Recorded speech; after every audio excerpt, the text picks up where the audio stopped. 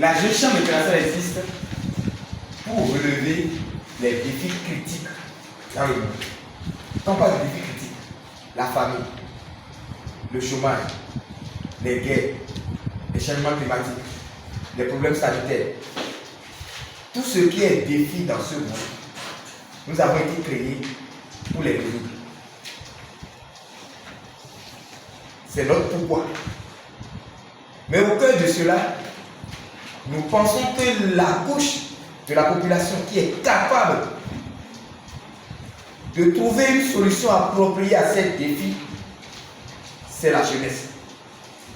Parce que c'est la période d'action, c'est la période d'initiative. La jeunesse est l'âge du possible, comme l'a dit un auteur. Pourquoi?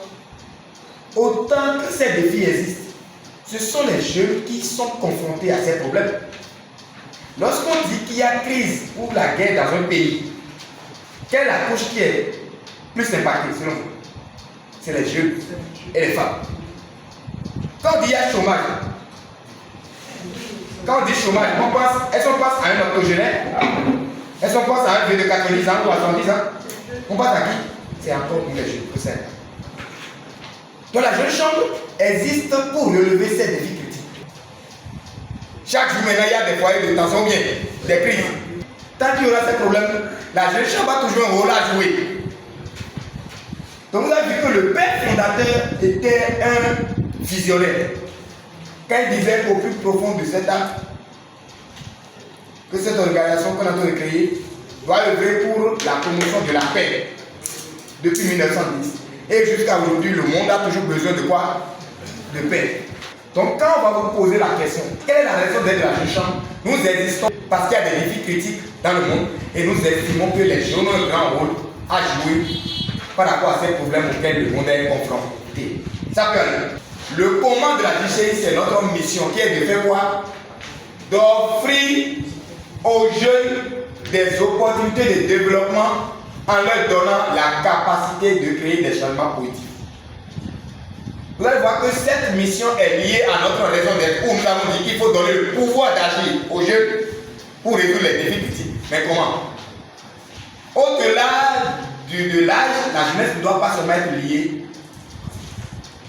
aux chiffres ou à l'âge. La jeunesse est un état d'esprit. Il ne suffit pas de dire oui, dans une communauté, nous voulons avoir des leaders. Tout rêve sans action est une illusion. Lorsqu'on vise un état futur préféré, on se donne les moyens d'atteindre cet état. D'où notre mission. On vous offre des opportunités en termes de développement individuel. Ici, on vous forme, on vous conforme et on vous transforme. Donc, nous travaillons sur vos capacités individuelles.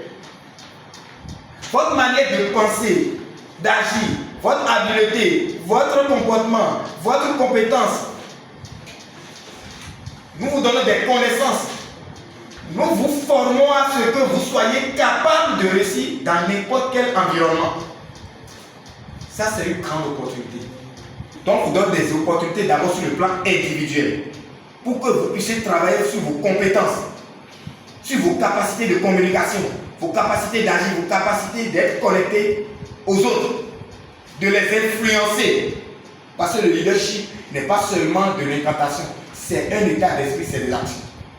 Nous vous donnons l'opportunité de pouvoir avoir des capacités entrepreneuriales. C'est pourquoi tout le monde ne peut pas entreprendre. L'entrepreneuriat n'est pas seulement le fait de la volonté, c'est plus le fait de la capacité à être résilient dans votre secteur d'activité et pouvoir aller de l'avant.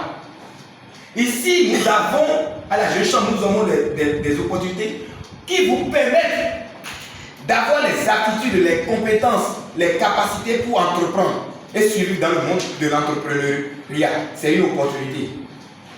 Et aucune université ne vous apprendra cela.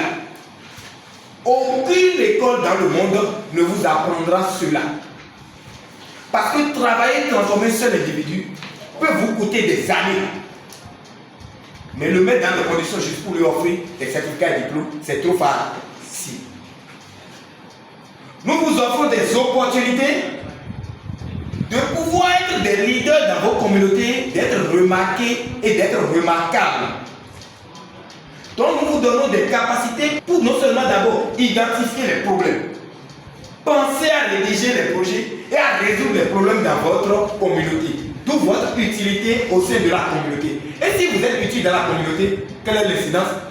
Les gens vous remarquent, les gens vous portent. Et ça peut être un tremplin, un chemin pour aspirer à des ambitions politiques, économiques, culturelles, sociales.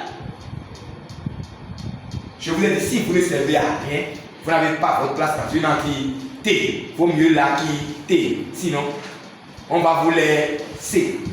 Nous vous donnons des opportunités de pouvoir découvrir d'autres réalités à travers le monde grâce au réseautage, grâce à notre dynamique de coopération internationale.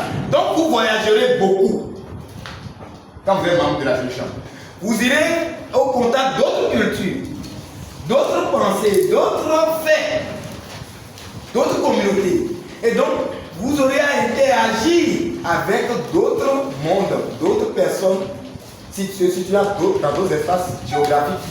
Ce qui va vous édifier. Parce que la manière dont nous percevons les choses au Bénin n'est pas certainement la même manière en Afrique du Sud, au Maroc, en Tunisie, au Japon, ainsi de suite. Donc, nous vous offrons des opportunités de... Tout ça concourt à quoi? La finalité est que nous transformons l'être et nous vous amenons à être quoi? De meilleurs leaders. C'est pas parce que je suis jeune que j'ai déjà la carte visa pour être leader.